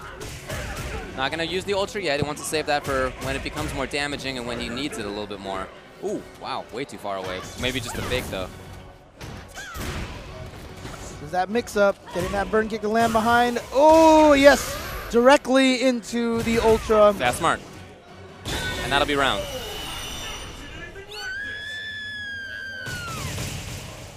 All right, Sanford Kelly taking a 1-0 lead in this second game. He's down 0-1 against Detroit's Wolf Crone. Sanford playing really cautiously. Even, you know, despite the fact that he has a more mobile Sagat than most, Sagat is still not really that mobile a character, and so you can see that Wolf Crone is much more easily picking his spots than Sagat is. And Wolf Crone with a very rare Fierce Feint Fierce Miss, but gets the Dizzy anyway. Bop. Gets the Still, extra hit. Yeah, this is very close to death here for Sanford. Yes, you're right there again. He did another Thunder Knuckle feint in the middle of there. That's interesting. I mean, it's unthrowable and unhittable, so yeah, I guess that makes That's sense. true, yeah. Ooh. Nice. Dash All right, up. what What does can he he get got? here? Nice, another throw. Threatening that Tiger Go uppercut. for another throw again. Threatening it. Go for another throw. Oh! He brought it out finally, and Fierce Thunder Knuckle beats it. And Sanford couldn't believe it. He looked at the screen like, what? He put his hand out in front of the screen. Yeah, that's the Sanford Kelly, putting your hand out like, what the... Seriously, if I was Sanford, I would have just bet it all. I would have went for 4 throws in a row. Well, now we're at match point here for Wolf Crone. Okay, Sanford keeps the Ultra. Oh, wow, he went for a throw there. Wow, and there too. Knocks him down, but here comes Sanford. Here comes Wolf Crone against Sanford. Someone in the audience yelling, get in there, get in there. Yeah, the crowd is definitely more on Sanford's side here. Then Wolf Crone's, ooh boy, that's very close. Next thing could do it for Wolf Crone. Does he eliminate Sanford? There Yeah, he does. And Sanford turns, 2-0. gives Wolf Crone a smile, shakes his hand. And now they're discussing a little bit about what happened, what down on that match. You actually see that a lot that happens between top players. After a match is done, they'll sit there and they'll talk to each other like, That's true. okay, wait, so when I did this, why did you do this, you know, and stuff. So, you know, a lot Trading info. of, yeah, a lot of strategy sharing. And you know what, the crazy thing is most players absolutely willing to just share that strategy, you know. It's a very different time than it used to be. Before, it would just be like, I don't know why I did that. Yep. I don't know why I did that. Yep, figure it Just out. felt like it. Yeah. Just seemed right at the time. But, All right, you know. so top 4 now. We're down to, we still haven't run Aqua Silk versus Dominion. That is winners finals, but we're going to continue on losers. Losers semifinals now. Justin Wong and Wolf Crone. You can see him sitting there. Now keep in mind, A lot of history between these two. Wolf Crone is one of the players that prevented Justin Wong from qualifying at Austin. If I'm not mistaken, he was one who eliminated Justin. They've played at a lot of events, lots of tournaments. Justin Wong not really happy with how Wolf Crone plays against him, and with his own inability to deal with how Wolf Crone does things. You're going to notice a lot of wake-up stuff from Wolf Crone. It is the first. He just does not want to be on the ground versus Rufus pressure. He's got to be doing something. It's the only match where I've ever seen Justin Wong look like he can't get a read on somebody. I mean, there have been some sets that these guys have played where, you know, Justin goes literally a couple of games without getting a significant combo because when Viper is being pressured, when Wolf Crone's Viper is being pressured, he just does stuff. And then the other thing too is there's sometimes a little bit of stubbornness in Justin. Like he doesn't want to believe Wolf Crone will do this, and so while he could make the good read, he just doesn't want to believe it. You know? But I think Justin has kind of studied up on the Viper match. He saw one of the things that right there that people are doing a lot more lately, which is focus on reaction to burn kicks, so you can get a little bit of damage on there, not take a mix-up, not have to block it. Yeah, like I said, very active. You see even a dash toward on wake up. There it is, that burn kick, and Justin knows, I think, now to expect that stuff. He's not happy about it, but he blocks. Oh, he misses the fierce. Crucial execution error there from Justin. Yeah. Oh, wow, that thing reaches so Gigantic. far. Yeah. That beefy neutral jump roundhouse. Nice. Oh, this is big. Okay. He's going to go into EX Galactic Tornado. Have that not killed. It's one of Rufus's biggest problems that from far away, he can't cancel into any special move except for EX Galactic Tornado. And have it combo. Man. Stand jab. Wolfcrone taking advantage of the situation into big damage. Remember, Ow. Rufus with below average stun. He's in danger right now. There it is. He gets the, oh no, I don't think he knew what side he was going to land on. I think it just threw off his timing. That was weird. I can't believe he dropped that. I've seen him stun Rufus a billion times. Oh, did he get anything? I don't think he wanted to spend meter. He just wanted to try to see if he could get. Oh my gosh. Not a proper punish. But that and then Justin. Okay, he went for the block again. We've seen this in pressure already. And he goes for the block after dive kick against Wolfcrone's Viper. Wolfcrone in previous times had done burn kick. This time he does throw. Ooh. Okay, he's going to get the damage. Doesn't drop the combo this time. And Justin sitting on 4 meters. And there it is. Wolfcrone's tendency just to keep doing stuff. Wow. I don't know. He's had some weird situations he went with the low. I mean, normally you don't even choose that as one of the options when you go over someone because it just leaves you vulnerable on the ground longer. Oh, good punish. No FADC, though. He saves the meter. This time he's going to use it. Oh, he's going to use it. Into Ultra. I don't think it's set yet, but he's got a lot of damage here, and he's going to get a corner as well. Wolfcrone has got to guess right on this incoming thing right here. Oh, overhead just like that and beats the EX Seismo. Okay. We just talked about how Justin has had trouble reading Wolfcrone, and that time he read him perfectly. Said, you're going to EX Seismo. Even if you let it go, I'm going to hop over it, and I'm just going to kick you in the head. And that's exactly what he did. Good stuff from Justin Wong.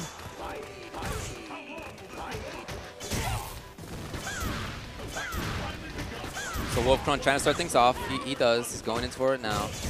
Counter hit set up. Great counter hit. And like you said, very close to Dizzy. Wow, if he had hit that crouching strong, it might have been Dizzy. But instead, oh, no. No, it drained down a little bit. You're drained down enough. Okay, good EX Messiah kick to diffuse the pressure. Now he's going back in on Wolfcrone. Wolfcrone with the pressure diffusion himself with that burn kick. See, Justin, now when he dive kicks in, he does a crouching throw, which is probably crouch tech, because it'll actually whiff under the burn kick. It's safe against that and against throw, too. Oh, I don't think he pressed anything. Why is Justin doing this again? That's twice he's gone for random Ultra. Going for some straight-up Marn tactics there. Oh, my God. Now Wolfcrone up 1 round. Ow. Oh, didn't hit that many times. It's weird. Yeah. Got another one. This allows Wolfcrone to set things up here. Oh, very hard to see which side that should be blocked on. And now Justin Wong already stunned. Should be big, but he's missed it before. All right. Okay. Good stuff right there. Look at that. Just like that. How much life did Rufus lose? And he's going to get the Ultra juggle after this. Not going to kill because it's just a very, very low damage Ultra. Good block from Justin. And that's going to do it right there. Well, not quite, actually. I mean, yeah, he lost, but I don't know, something about the way that Wolfcrone has not been punishing things. It's not his usual kind of solid executional play. Wolfcrone maybe wanted to finish Justin off with his own overhead, sending a message, All right, what's Justin going for here? Oh, no change. All right. Just different stage, maybe? Just kind of thinking about it a little bit. Oh, we'll see.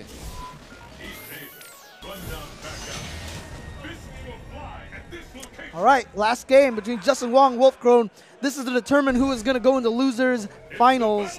Yeah, Wolfcrone already got there in the last Austin tournament, so he's been third place before. But Justin Wong hasn't. He's trying to get in there. Neither of these players want to be 4th place, I'll tell you that much. Ooh, Justin Wong missing his link again. Gets the knockdown. Oh, trying to get in there, but that early, I haven't really seen Wolfcrone do that very often. Yeah, kind of a preemptive jump fierce. Very interesting. Very surprised that even came out. I don't know if that was just reaction or... I don't know. Interesting, though. Wolfcrone now has a series in the corner available to him. Going to go over. Yep. Yeah, great punish from Wolfcrone. And he is now at match point versus Justin Wong. As I said, he eliminated Justin Wong at Austin.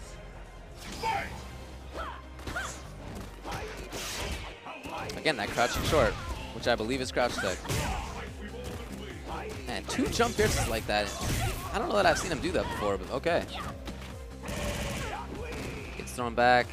Justin coming in for pressure after that. And Wolfcrone backs off to a more comfortable range. Try to set up his games. That's exactly what happens. Okay, last time he got thrown there, so this time he baited it with the burn kick. Things are becoming very dangerous for Justin Wong right now. Next combo could do it here. He's got to make sure he does not get touched. Oh, this could be big. Yeah, he had the 3 meters for the combo. He got it. This is not gonna kill. Justin's got to make this one happen to stay alive here. Wolfcrone, what's he got? He's got EX.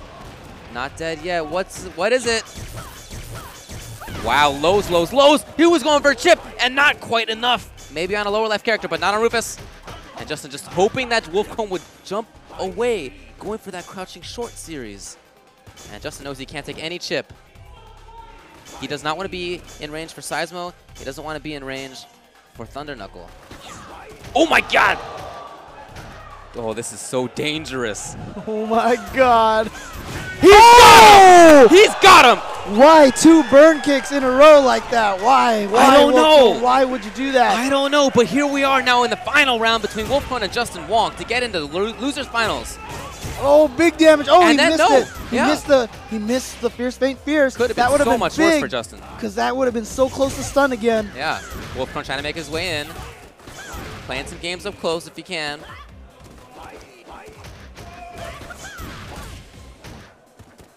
Justin Wong down half a bar of life. Right. Oh, Ooh. nice hit from Wolfcrone. Oh, that's really bad for Justin right here. Here comes Wolfcrone. Now, no, he doesn't Oh, get the no juggle. fierce Thunder Knuckle. Got him. Justin on the ropes. There's the And he got grab. the throw. 2-1. Wolfcrone eliminates Justin Wong. And he gets back to at least 3rd place where he was in Austin. But we'll see who he has to face off in the losers finals when we run the winners finals, which we have coming up next. It's Aqua Silk versus Dominion. And wow, Wolfcrone is happy with himself right there. He literally let out a whoop walking off stage. Yep. 2 tournaments in a row of these qualifiers of Wolfcrone defeating Justin Wong. And getting at least 3rd. Yep. And now we have Aqua Silk going up against Dominion. Again, you got to imagine these 2 players play each other a lot at the big 2, and you got to imagine Aqua Silk does not like this match. Yeah, I personally think that it's a win for Guile. I always thought that it was relatively even, and now I think that Guile has it. But you know, as Geef, the key to winning this matchup is to I mean, you got to have excellent spacing.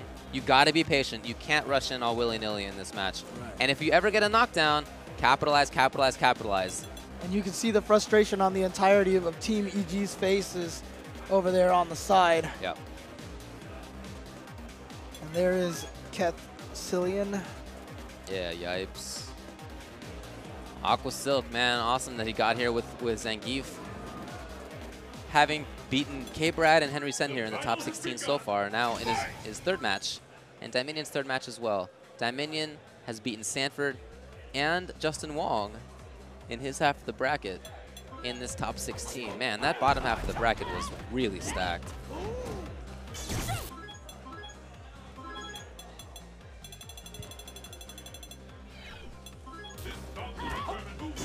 Yeah, I mean, as Dominion, as Guile in this match, and Dominion absolutely does this. You gotta fight for every inch of space. Yep. A lot of other Guiles who aren't quite up to that level, they'll give up space. They'll walk backwards, hoping that Zangief makes a stupid jump and that he falls on a Sonic Boom or something like a Stand Fierce. But Guile, for Dominion's Guile, he fights for all that little bit of space, because if you're a Guile and you get cornered by Geef, it's not like it's a terrible position to be in, but it's not good. You'd rather be in the mid-range, where you can play with the space behind you to force Geef into doing things. Yeah, I've seen Guiles that when Zangief gets even slightly close, they jump backwards. No, that's a terrible idea. You know, and then they just give up so much space. I mean, when Zangief sees that, he's like, thank you, you know? No, I mean, in my opinion, optimum space for Guile is not even that far away. I feel like it's where Dominion starts the round, maybe even a little bit in from that. Oh, yeah, I don't know why he would go for that. That's very confusing. Oh, wow, just goes for the flash I kick. don't understand that minion so far. Yeah, there's that standing up in pressure like that. That probably means he's trying to jump away. And he preemptively stopped the jump away with the stand strong. Ooh, got him. That jab SPD, it's got pretty good range. I didn't think that was going to grab. Wow, another one. Oh, a chase down on that back We have dash. some reads here that are pretty nuts. Dude, if that was a Siberian Blizzard right there Yeah. to catch that That's flash kick, I would have just given Aqua Silk the prize right now. Aqua Silk is playing this really well. He's being patient. He's not jumping. That's what you got to do. Just walk in and hits Guile out of something.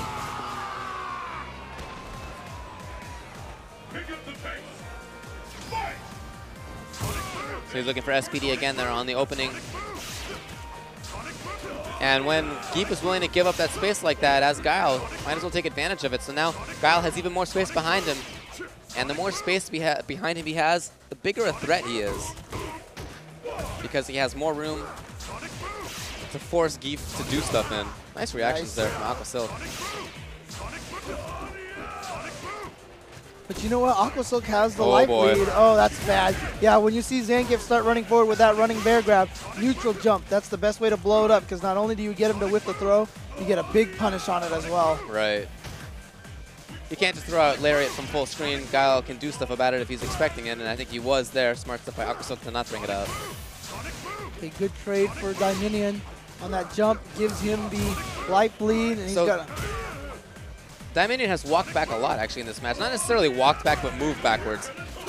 Oh, boy. Okay. Ooh. Got in there now. Okay, here he is. SPD. He can start things off a little bit, but what's going to happen? Oh, he's got to watch out for Ultra 2, which will beat Wake Up Flash Kick.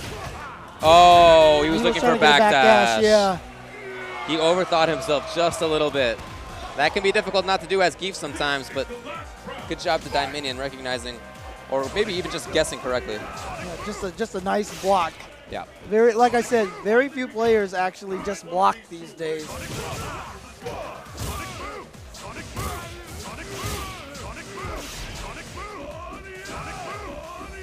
Building some meter. And Dominion, I'm kind of surprised that he's not rushing forward a little bit when he sees those lariats. You know, taking advantage of that space. He tried to jump away, as we've seen before, jumping down short knees. Dominion has gotten away from it. Aqua Silk with the life lead, but as a Zangief player, that's sometimes never good enough. You want to just keep going. Oh, nice. Yeah, that was EXSPD, but that upside down kick, it doesn't start off throw invincible, but once it gets into its active frames, it is. And now Aqua Silk does have the life lead. Ooh, got to be patient though. Oh, we got him! I'm surprised Dominion was not looking out for that. Yes! Aqua Silk takes the first game.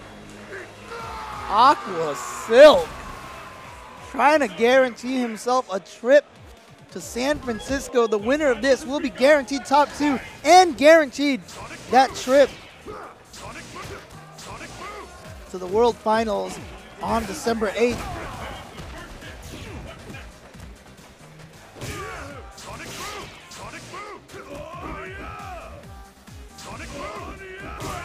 Ooh. Nice. Just doing a very good job keeping Zangief out right now. Yeah. Playing very patiently, just controlling that space. This is much more what I expected. He's chasing down when he sees Lariat. He's punishing with back fist, and he's fighting a little bit more for that space. Mm-hmm. Yeah, that's what I was looking for him. Yeah, using that Lariat as the ability to get closer. Ooh, nice punish. And yeah, you do have to hit Zangief a lot of times as Guile. There's no doubt about that. But he just controls space, you know, naturally a little stronger than Zangief does. That's how it sort of evens out. Did he get him? Did he backdash? No, that was a normal grab. He just went for a throw. What an odd response from Kevin there. Oh, if that had been EX10, the grab wins. Yeah. And it was also just a nice calculated risk. Kevin feels kind of like he was due for another flash kick. Wow. Oh my God, just jab. That could have been a lot stronger for Aqua Silk. That's unfortunate. Yeah, and even after he got hit by that low pierce, I think Aqua Silk could have just jab SPD'd him right back. Yeah, see, every time he lariats, you see Dominion take that extra dash forward. Right. Just getting that space. Aqua Silk maybe realized that, started going a little bit more offensive. And there you see the knee in between all the sonic booms to continue to build more space away from that corner. Yeah, much more active style here from Dominion. There's a lot more back fist, there's a lot more Sobat, there's a lot more back roundhouse. Great baiting of that EX green hand, and now just unleashing everything at Aqua Silk. Wow. Like 5 EX Sonic booms, like 15 EX Sonic booms all of a sudden out of nowhere. Then a back fist to catch him out of the air. Yeah, what a change in style in those last 5 seconds from being, you know, patient, fighting a little bit, but not that much, and then all of a sudden just turned it on. Yeah, as soon as he saw that whiffed EX green hand, he just unleashed everything. Gave him the whole 9 yards. So now we're 1-1. It's 2 out of 3 here in winners finals.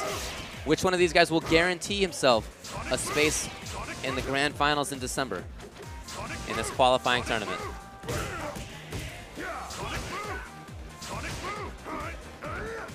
Aqua Silk standing at a solid range,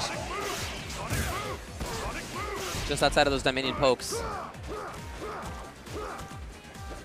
And yeah, he's being very patient. He knows his buttons can't really keep up, so he's just kind of slowly threatening, slowly trying to push Aqua Silk, Dominion back into the corner.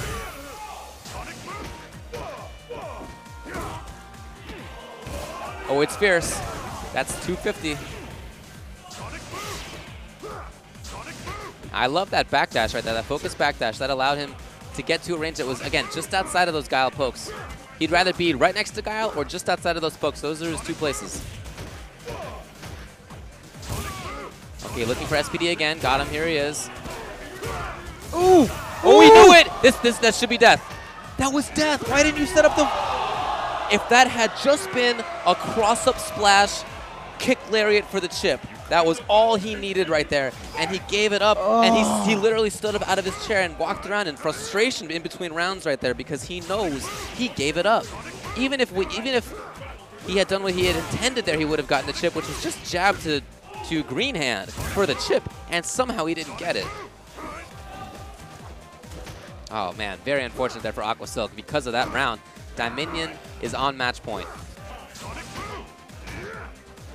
Dangerous. And this will be a heartbreaker right now if Aqua Silk can't take this one. Absolutely.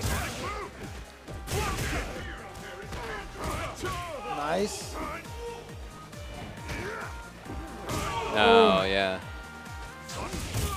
Oh, great trade for Dominion. Oh, yeah, absolutely. Whoa, watch out. Now he can't take anything. He can't get hit. All his jumps are very important right now. Yeah, there it is. Neutral, medium kick from Dominion takes it 2-1, and that sends Aqua Silk down to losers finals. He's not going anywhere because up next, he's playing against Wolfkrone. So Aqua Silk, Dominion has now guaranteed himself a spot in the San Francisco qualifiers. That's exactly right. And, you know, great play from him, especially that one series towards the end of the second game. Really like that. But, man, Aqua Silk had the chance to take the round to put himself at match point, and he just didn't get it. All right. But he still has one more chance. He has to defeat Wolfkrone. And, of course, like you said, Wolfkrone got 3rd place last time. Yeah, he does not want to be caught in that position. That's the worst. Well, it's just outside of the qualifying. And if what you're here for is qualifying, then you want to win this next one. See, here's the interesting thing. Last tournament, the surprise player was Happy Medicine, and he was the one who ended up defeating Wolfkrone. This tournament right now, Aqua Silk, I think, is the surprise player. Can Wolfkrone get away from that?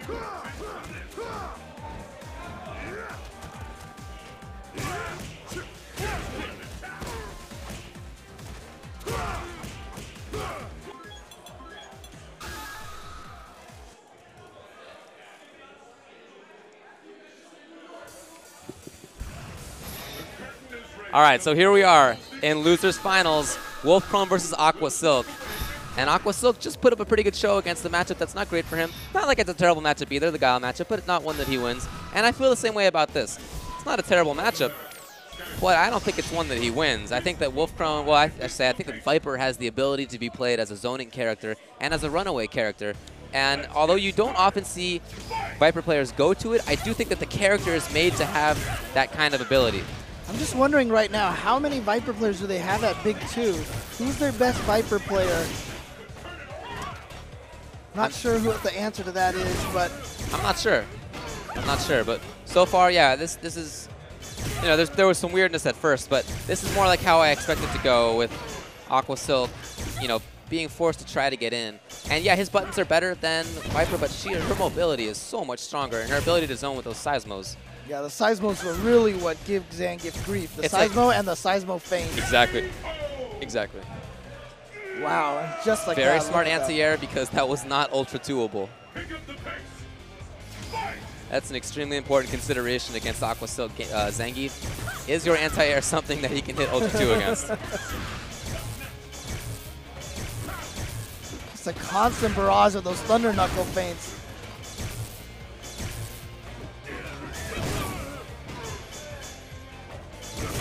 Yeah, there you go again. Very smart. He's gonna have to use jumping forward to beat that. Ow. Tried to get a little bit of damage there, and when we saw it wasn't working out, he goes back to the zoning, puts the game. This is exactly how I wanted to be playing. I think it's really smart. And that great backdash. That classic setup hasn't worked. Already 2 times Aqua Silk has tried. The down short knees in a 360 kick. And 1 time Wolfcrone jumped, the other time he backdashed. Now anything will do it. There it is. Wow. This hasn't... It's not an easy matchup, and people think that it's a win for Geef. I definitely do not agree. Oh, that completely changed. Early on Vanilla, it felt like this fight was impossible for Viper. Early Vanilla? Oh, I would go to sleep during these matches. Yeah. This didn't matter to me. But even towards the end of Vanilla, even before things changed to Zangief, it was a totally different matchup. And yeah, I don't like it for Geef now. It's just his opponent in Viper is so mobile and has the ability to zone. Geef needs to be up close, and he needs a knockdown to win this matchup. Your destiny will be determined here. Are you ready? So can Aqua Silk get those 2 things? He kind of had a chance at the start of the previous game, the very first round. He had potential, but couldn't really take advantage of it. Now he's got a knockdown, and ooh, he red backdash. And I guess that also works against jump. Very smart read there by Aqua Silk. This time he waits for it. He's reading stuff, and just a wake up from Wolfcrone. Big risk by him, because if that had been blocked, it would have been the business. Yeah, that's the frustration against a player like Wolfcrone. He always seems to be doing something, you know? Yeah. Look at those Seismo cancels, good stuff. Ooh, he could definitely, oh wow. I think that was probably supposed to be Ultra 2, not 360 kick. Yeah, actually, just looking at Aqua Silk's face, he kind of had his head in his hands a little bit, or down a little bit. Yeah, there you go, and it's match point now for Wolfcrone. Oh man, if that had been Ultra 2, I think it would have worked. Or, I mean, it would have had a better chance at working. Wolfcrone was pretty far distance away, but certainly wasn't what he wanted. That's been the closest round that that Aqua Silk has managed to have so far. Right. He had a good sequence there with a few reads. I love that dash toward. It puts more space between himself and the corner. Wolfcrone doesn't want to be cornered. That's goal number 1. Yeah, you don't want to get knocked down. Don't get cornered either. Here we go. Can he get something good? Aqua Silk has got to make this count. Oh, yes! Oh, wow. That's 250. Not throw invincible anymore. There it is and again! He gets him again with the fierce one, and that is going to take the round. That's 500 damage in 2 moves. And you can hear the audience just, the energy is rising here. Well, everybody here is rooting for their boy Aqua Silk. This is a New York crowd.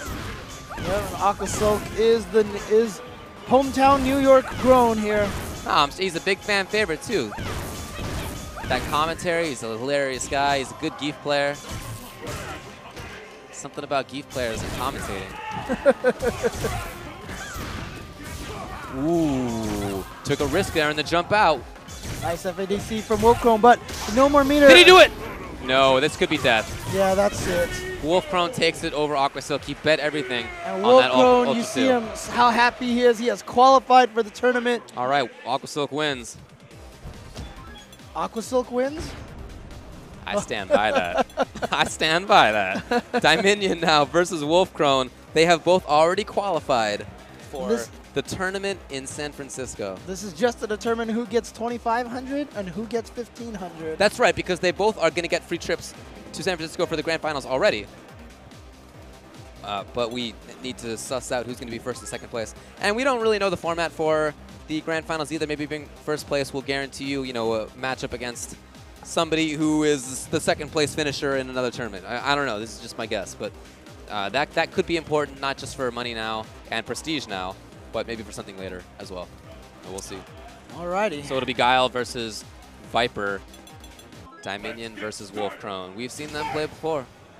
Definitely. These two have faced stuff. I mean, these are two of the best Street Fighter 4 players we have.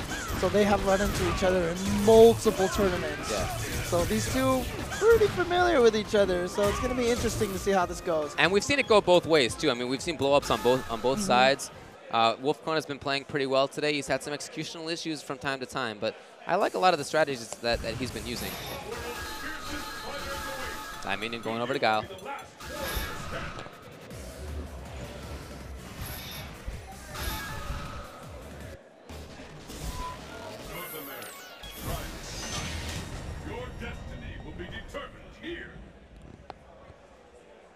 All right, here we go. Grand finals, 3 out of 5. Wolfcrone is coming from losers. Dominion from winners. He only needs to win the first 3 out of 5, and he's golden. Okay, there's that focus attack. Oh yeah, wow. there's that fierce Thunder Knuckle feint.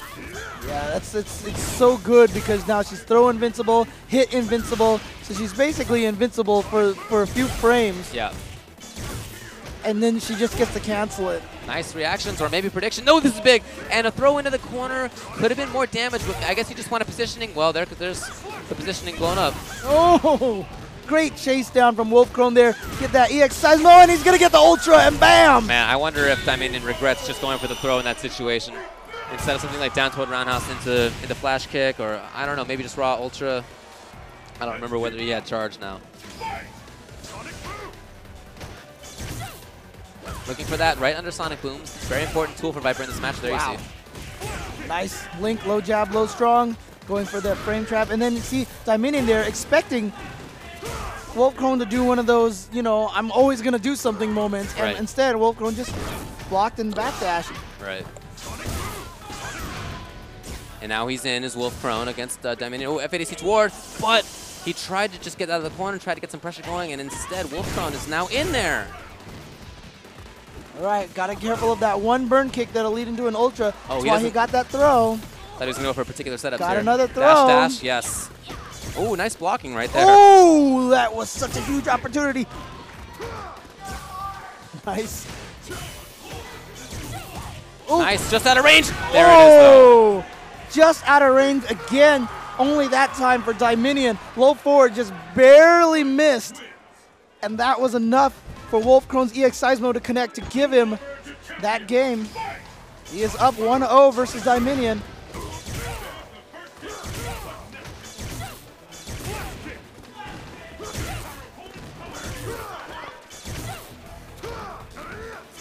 Wolfcrone getting some pressure in now.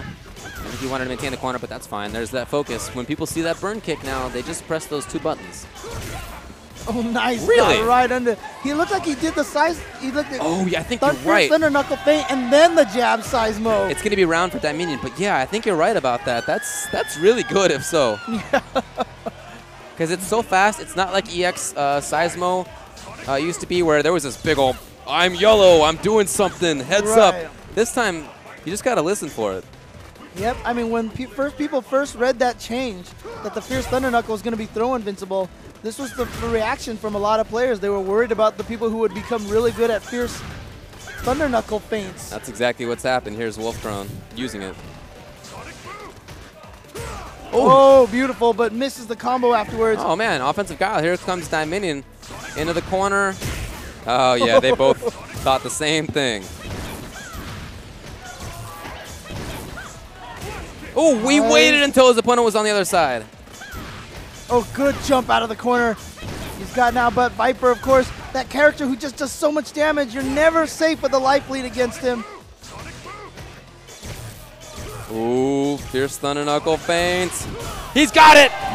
That's game number 1 for Dominion. It's 1-1. And, you know, we talked about it when, in Third Strike, when they were trying to defeat Ricky. Yeah. It's kind of defending the territory in a lot of ways, and that's what all these players are trying to do, cheering for Dominion, having Dominion protect the East Coast. Of course, Dominion, like I said, from Detroit, Michigan. Not exactly from this... Wolfcrone, yeah. Yeah, Wolfcrone, sorry. Yeah. Ooh, dash toward by Guile. He definitely plays this matchup a little unusually. A lot of the zoning characters have to play against Viper pretty differently than they normally do. Ooh, looking for it. And only gets to throw because he had jump with air throw. If that had been something like jump around, this would have been a lot of damage. Nice use of the Van Damme kick to go over the Seismos. Oh, got him. And he backs off. Dangerous here for Wolfcrone. He can't get hit by anything. And he's slowly setting his games up here. Does he get around? No. Crouch Just tech. a low short. Good stuff there from Dominion. Big response from the crowd on that one. Let's keep it up.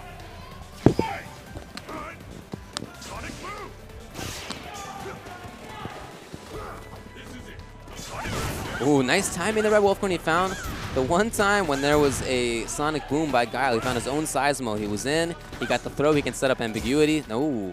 Nice blocking. All right. So Guile trying to get back in. He knows. Oh, my God. Wow.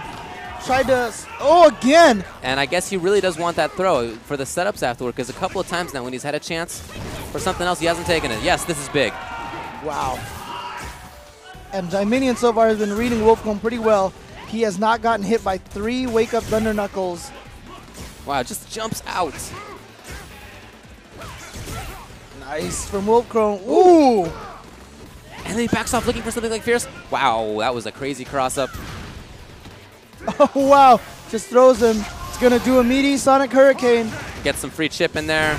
And he sees the yellow and goes in for flash kick. That was so risky. If he had just done a Seismo feint, then Guile might have just flown into the air for death. That's absolutely what have happened, but he saw the yellow and he just got it. Here comes Dominion. It's up 2-1. Next game is tournament game. What's Wolfcrone doing here? Is he just taking some time? Yeah. Yeah, and Wolfcrone, you saw him shaking his head. You know that last time, I mean, the whole headphones debacle came about because he was having trouble dealing with the heckling crowd. Actually from very similar crowd as we have right now in terms of the people involved. And so if he had trouble handling it then, let's see if he can handle it now. Hey, he has the option to put on headphones. They're sitting right in front of him. Yep. But he's not doing it. Sets out the free Sonic Boom into very cautious pressure. He's looking for something in terms of wake up from Wolfcrone. Ooh, follows. And Wolfcrone trying to play this mid-range thing here. Okay, well, that's working out for him right now. Nice. Just catching him with those low forward Thunder Knuckles. Great throw, Wolfcrone, with great momentum this round. Well, hold on. Ooh. Wolfcrone was blocking, maybe looking for flash kick, FADC. Ooh, watch out got now. out of the corner. Oh! What a comeback from Dominion. He's on match point. It's tournament point now for Dominion over Wolfcrone. I think Wolfcrone was just thinking maybe he was going to try to backdash away after that. Instead, Wolfcrone throws out that standing fierce, catches him out of the air. Oh! Back is broken. Sets up the safe jump timing. Wow. Fierce Thunder Knuckle traded with low roundhouse. And look at Dominion just jumping away. He does not want to have anything to do with that Viper business. Dominion with the reads. Oh, it's not looking good for Wolfcrone here. But he's got to make this one happen. He's still very even. Here we go. Oh, no EX Seismo. Again, he could have gotten that Sonic Hurricane combo if he really wanted it. Here comes Dominion now. Wolfcrone's got to be very patient. Anything will do it. Oh, next hit will take the round. There's Dominion. He takes the tournament. Takes it over Wolfcrone. The crowd approves. They come up shaking his hand. Dominion is your New York City champion for Street Fighter 4. Capcom's 25th anniversary tournament here in New York City. AE Dominion, first place. Second place was Wolf Crone. At least he qualified this time. Both of those guys qualified, and That's they both true. won pretty significant dough for a free entry tournament. Third place was Aqua Silk. Fourth place, Justin Wong. After that, Kbrad and Sanford. After that, PR Rog and Zeus. And if you think that the fact that both of them qualified made Dominion or Wolf Crone play any more lax, that is a horrible thought, because It's those $1,000. and these two, and pride, And- and well, a absolutely. lot of pride, because those two guys do not want to lose to the other player at all. And I really like a lot of what Dominion did. He had, a very mobile Guile style. He took those risks, and that's something that Dominion can do sometimes. Yeah, he does play, a very patient game sometimes, but man, he can bring those out sometimes, and that's what he did against Wolf Crone. It didn't look like Wolf Crone was able to adapt. All right, congratulations once again to Kevin Landon, a.k.a. Dominion, a.k.a. Broken Tier Dominion. Yes.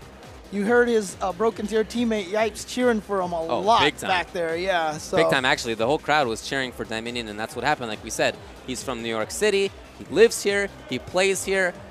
That's where most of the people watching here today are from. Wolf Crone, he's from the Detroit area. And I'm sure he'd have that same support if he were over there. But yeah. we're over here in New York City, and he takes second place to Dominion. You got to wonder a little bit, is he okay with that crowd noise? But hey, he had the opportunity to put on those headphones, and he didn't do it. Yep. And of course, like we said earlier, Aqua Silk, congratulations to Aqua Silk for getting third place. Yes. Awesome, awesome play right there. I'm so happy to see a Geef up there in top 3, and especially in all the killers that we have in this. We went through the list of characters used before, and top 8 was entirely different characters. 8 different characters, yeah. Yeah, 8 different characters. 8 different characters. And that's 8 something that we've players. come almost to expect from AE 2012. It's been Yeah. very well balanced, and even in this time, Guile first place, Viper second place, Zangief third, fourth was Rufus, tied for fifth were Cammy and Sagat, and tied for eighth were Tied for seventh. were Balrog and Claw and Vega. So Dude, that's great. It's Yeah. good stuff. a couple of those characters I wouldn't have put necessarily in the absolute. This, by the way, this is a huge major. Considering the people that we had in the top 16, this is a major's major. I agree. Those, we have Vega in there, we have Geef in there. That's really great to see. Vega, not only Zangief was in there, he got third place.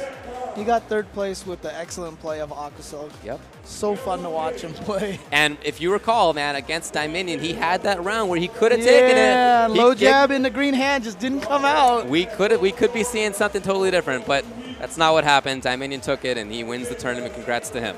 All right, so good stuff. Everybody, Just to recap, so qualifiers today were Dominion and Wolf Crone in Street Fighter 4. In Street Fighter Cross Tekken, it was Tatsu and Knuckle Dew. Yes. In Super Turbo, it was Damdai, and in Third Strike, it was Nika KO. That's right. Congrats to all of those guys. We will see them in San Francisco in the grand finals. On December 8th, that's right. right. But before then, we have one last U.S. qualifiers in Los Angeles. There's also the qualifiers that will be in Brazil and a qualifier in Taiwan. And did you say London and France? Oh, yeah, and then there's going to be a Europe qualifier Yeah. in London and in France. So, Right. Yep. So this tournament that's going to be in December 8th, going to be a truly international event. It is, yeah. And as far as the U.S. qualifiers go, the two that we've seen so far have been full of top players, and the people who have qualified absolutely deserve to have qualified. It's going to be great to see. As for now, thanks a lot for tuning into the stream. Thanks to Nidell, a.k.a. Hans, for providing the stream, and to Spooky for doing a lot of the shuttle work. Thanks to Big E. Thanks to Big E for basically running this tournament. To Capcom for throwing it into all the sponsors as well. And hope you enjoyed it. Thanks a lot. Yep, it's been a lot of fun. All right, my name is Ultra David, signing off. And I'm James Chen. Where can people follow you? They can follow me at Ultra David or at Ultra Chen TV. Yep, and you can follow me at JChenzor or at Ultra Chen TV. Exactly right. All right, thanks a lot. See you next time.